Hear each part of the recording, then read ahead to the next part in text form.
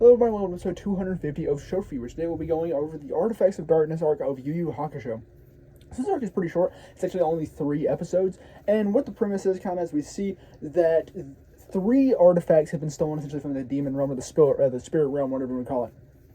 And so, see, they are taken, and they are 3 very powerful artifacts taken away by these 3 criminals, or as they're referred to in the anime, yokai.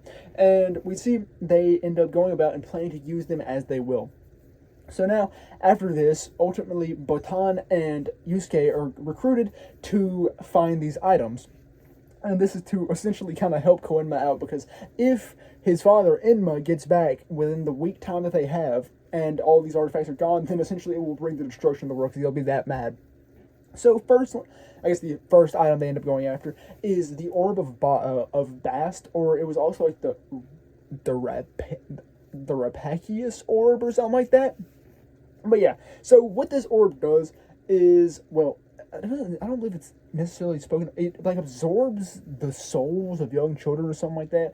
I can't remember exactly. Like it, I don't know exactly what its power was really, but it is an orb that enhances demonic powers and essentially makes one a demon. And we see that the one who acquires this one is a criminal by the name of Goki. And ultimately, Yusuke is able to hunt down Goki, and he goes and tries to confront him.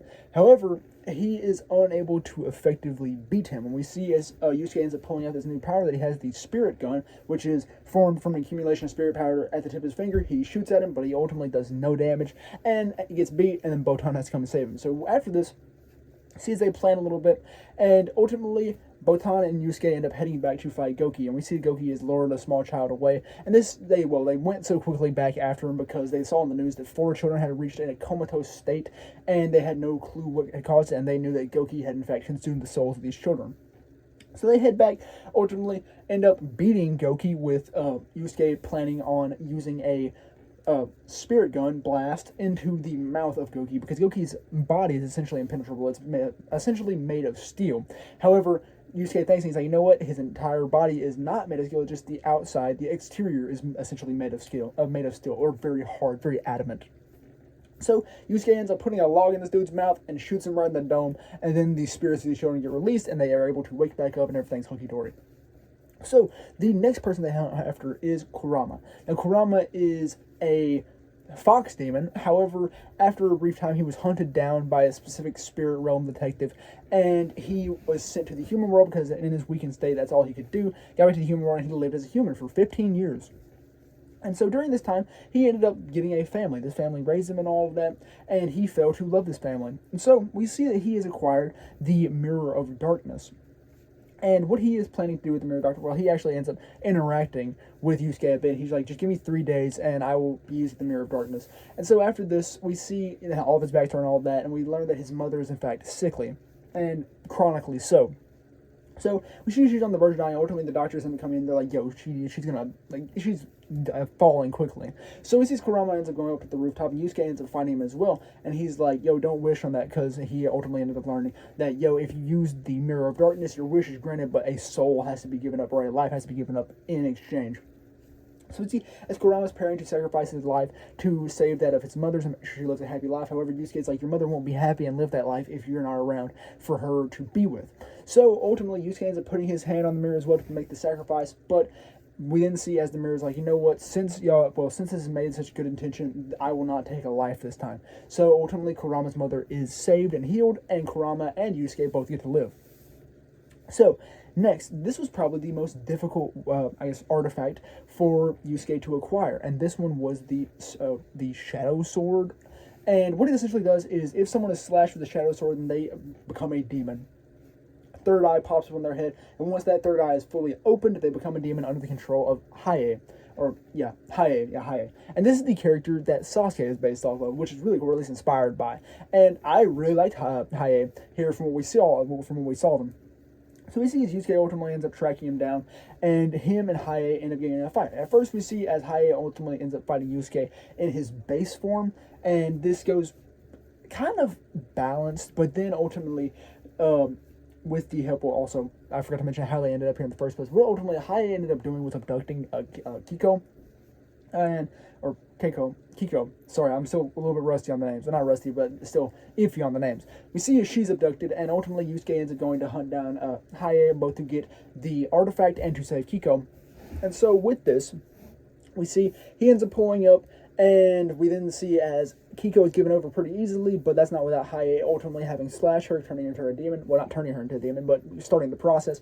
We see as Botan mentions about how she can, in fact, keep the process off while Yusuke deals with Haye. And so we see this, and Botan does struggle a little bit with this, especially after Haye transforms. But we see the fight between Yusuke and Haye, and it goes pretty difficult. Like I said, it's quite difficult for Yusuke because Haye is very fast, and he's far more powerful than anyone that Yusuke has faced so far. Since this fight continues, and ultimately it does get to a point where Haye is forced to transform. And so what he ends up doing is he ends up getting a bunch of like eyes all across his body, like the third eye that's formed, and he turns green. And this form is super cool. I really like this form, even though it's kind of simplistic. It was really cool, and I mean, we haven't really seen any transformations in Yu Yu Hakusho, like I guess major ones. We've seen Goki turn into his demon form, but like this one was super cool. I really enjoyed it. We see as Yusuke gets a bit of a beating from this, so he ultimately decides, I'm going to pull out my spirit gun attack. So what he does is he shoots his spirit gun at Haye, however it misses, it apparently misses. And so it ends up going by, and Haye is obviously very confident that he's won now, but what Yusuke was planning on doing was reflecting it off the Mirror of Darkness, which bounced back and hit Haye, ultimately defeating him. And Yusuke, Botan, and Kiko are now all saved, and the day is done. So what ends up happening after this is Yusuke and Botan ultimately are returning all the artifacts to Koenma, and everything is good. And we see that the only major thing that ends up coming out of this is Koenma ends up getting 100 spankings from his father once he returned because of this incident. But yeah, that is all there really is for the Artifacts of Darkness arc of Yu Yu Hakusho. I really enjoyed this arc. I really like seeing Haye and also Kurama. I really like Kurama's backstory, and though it's very simplistic, it was very appealing, very alluring, and it like hooked you. Also, kind of the darker aspect of Goki consuming the souls of children, that was pretty dark. I mean, and it was just kind of cool to see that. And also, like, I really like the fight with Haye, and I think I will end up liking Haye as a character. Now, I know he's like loosely based on Sasuke. Well, Sasuke is loosely based on him. I'm not really seeing a Sasuke as character yet, but this is legit only his like first couple of appearances. So there will most certainly be times for the changes. I know he becomes one of the more main characters.